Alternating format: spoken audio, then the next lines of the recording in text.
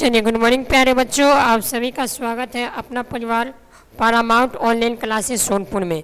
तो कैसे हैं आप सभी? आशा करता हूँ सभी बच्चे अच्छे होंगे और सभी बच्चे मन लगाकर पढ़ाई कर रहे होंगे। तो अभी हम लोग क्या करें, हिंदी का हम लोग चैप्टर वाइज पीवाई के क्वेश्चन का हम लोग प्रैक्टिस करें। इसके दौर में कुल मिला के अभी तक हम लोगों ने 6 चैप्टर का क्वेश्चन प्रैक्टिस कर लिया है। आज हम लोग क्या करेंगे, आपका गद्य खंड का चैप्टर नंबर 7 जिसका नाम है आपका परंपरा का मूल्यांकन। इसका क्या करेंगे, कुछ इंपॉर्टेंट पीवाई के सवाल का प्रैक्टिस करेंगे। तो अगर अभी तक आप चैनल को ज्वाइन नहीं किए तो आप पारामाउंट ऑनलाइन क्लासेस इस चैनल को ज्वाइन कर लीजिएगा। और अगर आप इसको चैनल से अगर ऑफलाइन जुड़ना चाहते हैं तो इसका ऑफलाइन क्लास भी चलता है, पारामाउंट ऑनलाइन क्लासेस गोला बाजार सोनपुर, यानी इसका ऑनलाइन ऑफलाइन दोनों क्लास चलता है। अगर आप ऑनलाइन करना चाहते हैं तो आप पारामाउंट ऑनलाइन क्लासेस को ज्वाइन कर लीजिएगा, और अगर आप ऑफलाइन करना चाहते हैं तो गोला बाजार सोनपुर में इसका ऑफलाइन क्लास भी चलता है। तो चलिए आज की क्लास को हम लोग शुरू करते हैं। सबसे पहले आज की क्लास में देखिएगा, आज की क्लास में हम लोग क्या बात करने वाले हैं, आप लोग का हिंदी का जो गद्यखंड का चैप्टर नंबर 7 है परंपरा का मूल्यांकन। क्या करेंगे हम लोग, परंपरा का मूल्यांकन का हम लोग क्या करेंगे, इंपॉर्टेंट क्वेश्चन का प्रैक्टिस करेंगे। परंपरा का मूल्यांकन, यहाँ पर क्या है, मूल्यांकन। यहाँ पर चैप्टर नंबर क्या है, 7 है। इसमें क्या करेंगे हम लोग 2018 से लेकर के 2026 तक, क्या करेंगे हम लोग 2018 से लेकर के 2026 तक आपको इस चैप्टर में जितना भी प्रश्न पूछा गया है ऑब्जेक्टिव में, उसी का क्या करेंगे आज की क्लास में हम लोग डिस्कशन करेंगे। तो उम्मीद करता हूँ सभी बच्चे क्या किए होंगे, सबसे पहले इस चैप्टर को पढ़ के आए होंगे। अगर आप बढ़िया तरीके से किसी भी चैप्टर को पढ़ लीजिएगा तो देखिएगा इससे आपको एक भी क्वेश्चन मिस होने वाला नहीं है, सब क्वेश्चन बनेगा। समझ में आया? चलिए, तो जैसे कि आप लोग जानते हैं हम लोग क्या करते हैं, शुरू में कुछ बातें को डिस्कशन कर लेते हैं। चलिए, आप 5 क्वेश्चन का आंसर दीजिएगा। सबसे पहले इस चैप्टर को लिखने का काम किसने किया, यानी परंपरा का मूल्यांकन का लेखक कौन है? सबसे पहले बताइएगा इस चैप्टर का लेखक कौन है? रामविलास शर्मा। इस चैप्टर को लिखने का काम किसने किया था? रामविलास शर्मा जी। लेखक कौन है आपका? रामविलास शर्मा। समझ में आया? इसके बाद सेकेंड वन आप बताइएगा इस चैप्टर का जो लेखक है रामविलास शर्मा, इनका जन्म कब हुआ था? यानी इनका जन्म हुआ था 1912 ईस्वी में। कब हुआ था? 1912 ईस्वी में। उसके बाद अगला चीज़ आप बताइएगा इनका निधन कब हुआ था? यानी लेखक का निधन हुआ था 2000 ईस्वी में। कब हुआ था? 2000 ईस्वी में। उसके बाद अगर आपको इस चैप्टर लेखक का माता पिता का नाम होगा तो उसको आप कमेंट करिएगा। और एक चीज़ और आपको ध्यान रखना है कि चैप्टर का विधा क्या है, यानी चैप्टर का विधा कहने का मतलब ये चैप्टर लेख है, कहानी है, निबंध है या फिर कुछ और है। ओके, यानी हर एक चैप्टर में आपको इतना बात के ध्यान में रखना है। ओके, इससे आपको सवाल अवश्य से अवश्य देखने को मिलेगा। तो चलिए हम लोग क्वेश्चन करना शुरू करते हैं। देखिएगा आपके स्क्रीन के सामने आपको पहला क्वेश्चन नज़र आ रहा होगा। तो बताइएगा पहला क्वेश्चन को, कोई भी क्वेश्चन हो सबसे पहले ध्यान से पढ़िएगा। अगर एक बार नहीं हो 2 बार क्वेश्चन को सबसे पहले ध्यान से पढ़ेंगे, क्योंकि अगर बात करें तो देखा जाए तो आपके बोर्ड में कम से कम आपको 100 ऑब्जेक्टिव पूछता है, उसमें से आपको 50 करना रहता है। तो कोशिश करिएगा कि आप 50 में 50 ऑब्जेक्टिव के दम बिल्कुल 100% करेक्ट मारें। समझ में आया? क्योंकि नंबर जो आपको बोर्ड में उठता है वो ऑब्जेक्टिव से उठता है। सब्जेक्टिव में अगर थोड़ा बहुत गलत भी करिएगा तो आपको नंबर मिलेगा, अटेम्प्ट मार्किंग का नंबर दिया जाएगा। लेकिन अगर आप ऑब्जेक्टिव में एक ऑप्शन बी की जगह पर अगर ऑप्शन सी मारिएगा तो आपको 1 नंबर कट कर लिया जाएगा। तो आप ऑब्जेक्टिव पर ज़्यादा ध्यान दीजिएगा, ठीक है? चलिए अब बताइएगा पहला क्वेश्चन देखिए, तो जातीय असीमता का दृष्टि से इतिहास का प्रवाह कैसा है? 2018 का सवाल है। यानी जातीय असीमता की दृष्टि से इतिहास का प्रवाह कैसा है? विच्छिन्न है, अविच्छिन्न है, विच्छिन्न और अविच्छिन्न दोनों है, या फिर इनमें से कोई नहीं? अब आप लोग बताएंगे पहला क्वेश्चन का करेक्ट आंसर मानिएगा आप लोग ऑप्शन नंबर सी, यानी विच्छिन्न और अविच्छिन्न क्या है? दोनों है। अगला सवाल देखिएगा मेरे दोस्त, क्वेश्चन नंबर सेकेंड नंबर सवाल में क्या बोला है? साहित्य की परंपरा का पूर्ण ज्ञान किस व्यवस्था में संभव है? यानी साहित्य का परंपरा का पूर्ण ज्ञान यानी संपूर्ण ज्ञान किस व्यवस्था में संभव है? साम्यवादी व्यवस्था, पूंजीवादी व्यवस्था, समाजवादी व्यवस्था या फिर उपर्युक्त सभी? अब बताइएगा क्वेश्चन नंबर सेकेंड का आप लोग का करेक्ट आंसर क्या बनने वाला है? समाजवादी व्यवस्था। मतलब ऑप्शन नंबर सी क्या हो जाएगा आप लोग का? बिल्कुल सही आंसर होगा। अगला सवाल, चलिए नेक्स्ट क्वेश्चन देखिएगा आप लोग, साहित्य के निर्माण प्रतिभाशाली मनुष्य की क्या भूमिका होती है? यानी साहित्य का निर्माण करने के लिए प्रतिभाशाली मनुष्य का क्या भूमिका होना चाहिए? Option number A, option number B, option C या फिर ऑप्शन नंबर डी। चलिए ऑप्शन नंबर को देखिएगा और बताइएगा तीसरा क्वेश्चन का करेक्ट आंसर क्या बनने वाला है? निर्णायक। मतलब ऑप्शन नंबर बी क्या हो जाएगा आप लोग का? क्वेश्चन नंबर 3 का करेक्ट आंसर होगा। जितना क्वेश्चन यहाँ पर करवाया जा रहा है समझिए कि आपको एग्जाम के ओरिएंटेड बहुत इंपॉर्टेंट है। अगर आप इस चैप्टर से जितना क्वेश्चन आज की क्लास में करवाया जा रहा है उसको अगर बढ़िया तरीके से एक बार करके रिवाइज कर लीजिएगा, इसके अलावा आपको ऑब्जेक्टिव में कुछ भी चीज़ करने की ज़रूरत नहीं है। आइए अगला सवाल देखिएगा, क्वेश्चन नंबर 4। झारसाही में थी, यानी झारसाही में क्या थी? 2019 में पूछा, 2020 में पूछा। बताइएगा फ्रांस होगा, नेपाल होगा, चीन होगा या फिर सोवियत रूस होगा। यानी चौथा क्वेश्चन का करेक्ट आंसर क्या बनने वाला है आप लोग का? तो इसका जो करेक्ट आंसर बनेगा वो ऑप्शन नंबर ए होगा। क्या हो जाएगा आप लोग का? ऑप्शन नंबर ए। देखिए पूछ लिया आपसे क्वेश्चन नंबर 5 को देखिएगा। ऊपर में हम लोग डिस्कशन कर लिए रामविलास शर्मा का जन्म कितना ईस्वी में हुआ था? क्या मान लिएगा आप लोग? रामविलास शर्मा का जन्म कितना ईस्वी में हुआ था? ऊपर में हम लोग डिस्कशन कर लिए 1912 ईस्वी। मतलब कि आपका ऑप्शन नंबर डी क्या हो जाएगा मेरे दोस्त? सही आंसर होगा।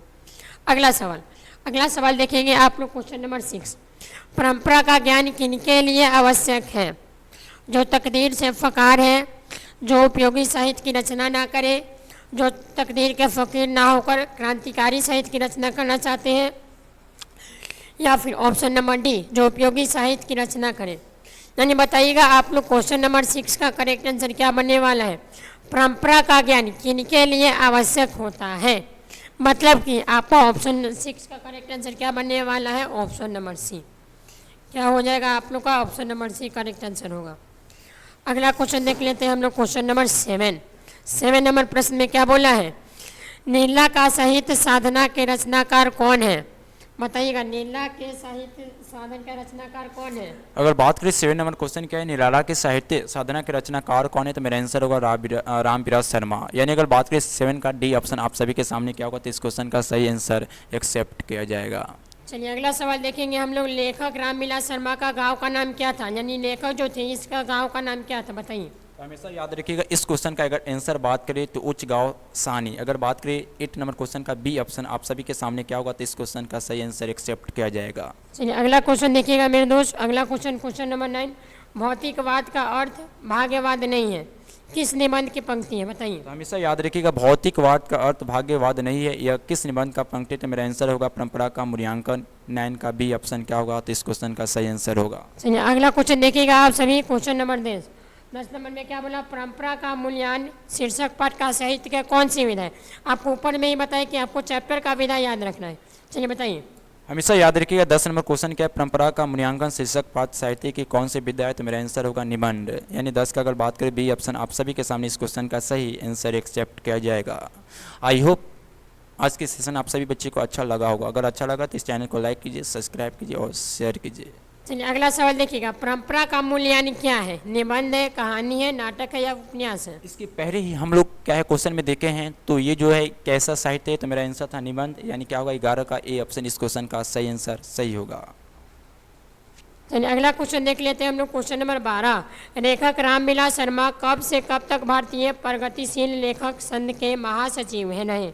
तो मेरा आंसर क्या है? देखिए 12 नंबर क्वेश्चन क्या है, लेखक रामविलास शर्मा कब से कब तक भारतीय प्रगतिशील लेखक संघ के महासचिव रहे। और ये क्वेश्चन देखिए 2022 में पूछा गया है। तो कब तक संघ के महासचिव रहे, तो 1949 से 1953, यानी बी ऑप्शन क्या होगा, तो इस क्वेश्चन का सही आंसर एक्सेप्ट किया जाएगा। चलिए नेक्स्ट क्वेश्चन नंबर 13। द्वंद्वात्मक भौतिकवाद मनुष्य के चेतना का आर्थिक संबंधों से प्रभावित मानते हुए संक्षेप स्वतंत्रता स्वीकार करता है।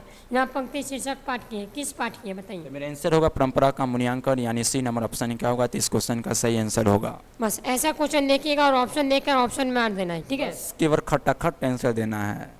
चलिए अगला सवाल देख लेते हैं। Question number 14। सामाजिक विकास क्रम में समांती सभ्यता का अपेक्षा किस सभ्यता का अधिक प्रगतिशील कहा जा सकता है? तो मेरा आंसर क्या होगा, पूंजीवादी सभ्यता को, यानी 14 का सी ऑप्शन क्या होगा, तो इस क्वेश्चन का सही आंसर होगा। चलिए मेरे दोस्त अगला क्वेश्चन देख लेते हैं। 15 नंबर सवाल में क्या बोला है? मनुष्य और परिस्थिति का संबंध क्या है?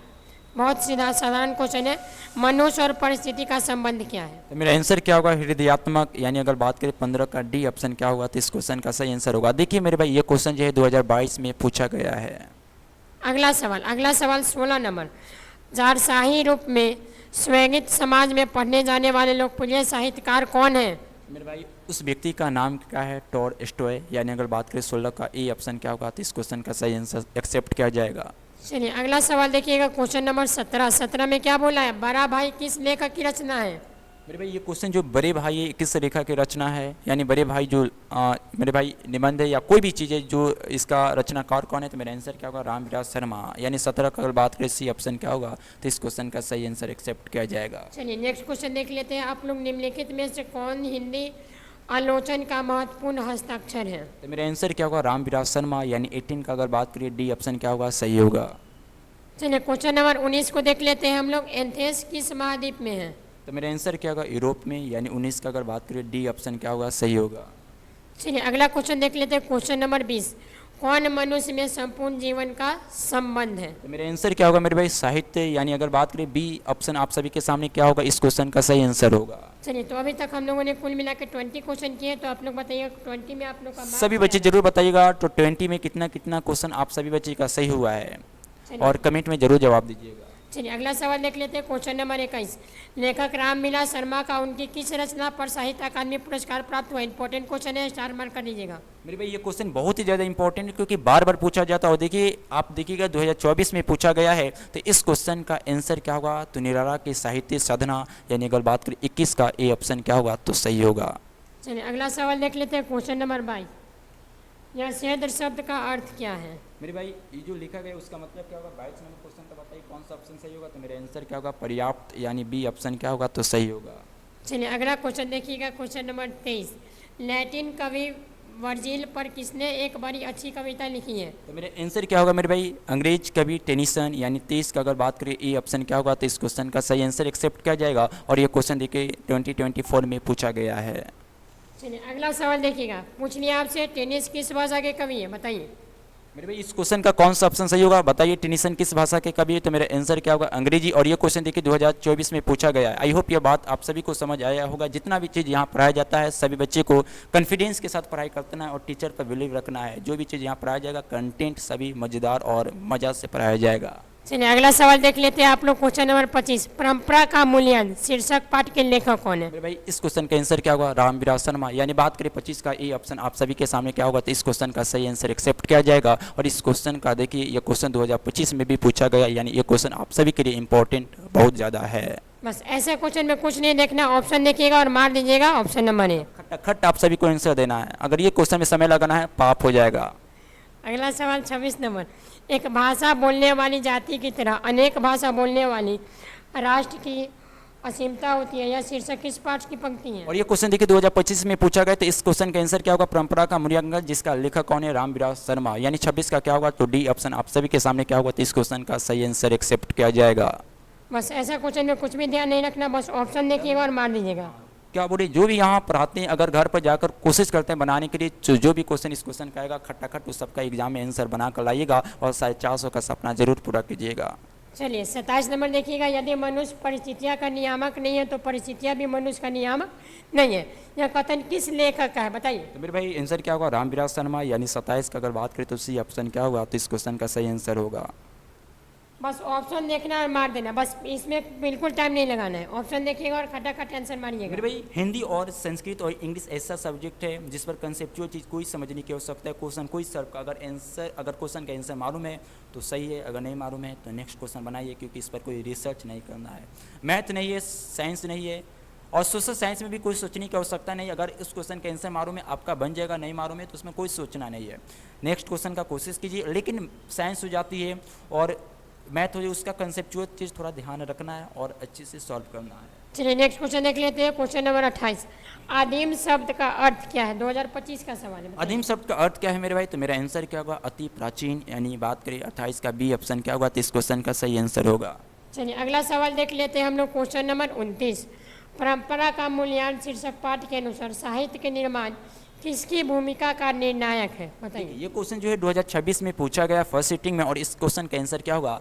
प्रतिभाशाली मनुष्य की भूमिका, यानी 29 का ए ऑप्शन क्या हुआ? तो इस क्वेश्चन का सही आंसर एक्सेप्ट किया जाएगा और बी से डी इस क्वेश्चन का आंसर रिजेक्ट किया जाएगा। चलिए आज का सेशन का लास्ट क्वेश्चन है क्वेश्चन नंबर 30। ध्यान से करिएगा सभी लोग, आंसर पता हुआ तो कमेंट में बताइएगा। देखिए 19वीं सदी में कितने अपनी स्वतंत्रता के लिए लड़ने वाला यूनानियों के प्राचीन संस्कृति में उनकी एकात्मा पहचान कराने में बड़ा परिश्रम किया है। और ये क्वेश्चन देखिए 30 नंबर जो क्वेश्चन लास्ट आज के सेशन का लास्ट क्वेश्चन ये 2026 में पूछा गया है और इसका आंसर क्या हुआ? शेरी और बायरन ने, यानी 30 का अगर बात करें तो ए ऑप्शन आप सभी के सामने क्या होगा? तो इस क्वेश्चन का सही आंसर एक्सेप्ट किया जाएगा और बी सी डी इस क्वेश्चन का आंसर रिजेक्ट किया जाएगा। तो आज हम लोग क्या किए हैं? तो 30 क्वेश्चन आज के सेशन में हम लोग डिस्कशन किए हैं। तो सभी बच्चे ज़रूर बताइएगा तो 30 में कितना कितना क्वेश्चन आप सभी का सही हुआ है। तो आज अभी तक हम लोग क्या है तो इस हिंदी बुक का हम लोग 7 चैप्टर पूरी तरह क्या कर दिए हैं? तो समाप्त कर दिए हैं। 8 चैप्टर जो हिंदी का है क्या है? जित जित मैं निरखत हूँ, इस चैप्टर को क्या करेंगे? तो नेक्स्ट सेशन में क्या करेंगे? तो इस पर इंपॉर्टेंट क्वेश्चन प्रैक्टिस करेंगे। यानी 7 चैप्टर तक जितना भी इंपॉर्टेंट क्वेश्चन पीवाई की पूछा गया वो पूरी तरह क्या हो गया? समाप्त हो गया है।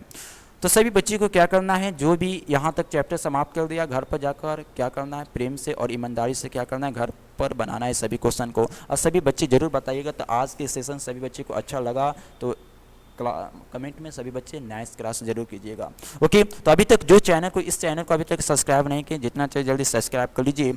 और क्योंकि सब्सक्राइब कीजिएगा नोटिफिकेशन आपको सबसे पहले जाएगा और आप जो भी लाइव करवा से जाएगा आप कर अपना मार्क्स इंप्रूवमेंट कर सकते हैं और आपके एग्जाम में प्रिपरेशन को स्ट्रॉन्ग बना सकते हैं। तो आई होप आज के सेशन आप सभी को अच्छा लगा होगा। अगर अच्छा लगा होगा लाइक कीजिए, सब्सक्राइब कीजिए और जीवन में सबसे ज़्यादा ज़रूरी है खुश रहिए, क्योंकि खुश रहना मेरे भाई जीवन में बहुत ही ज़्यादा ज़रूरी है और मन लगा कर पढ़ाई करते रहिए। तो सभी बच्चे को मैं तब से लव यू, बाय बाय, धन्यवाद, जय हिंद।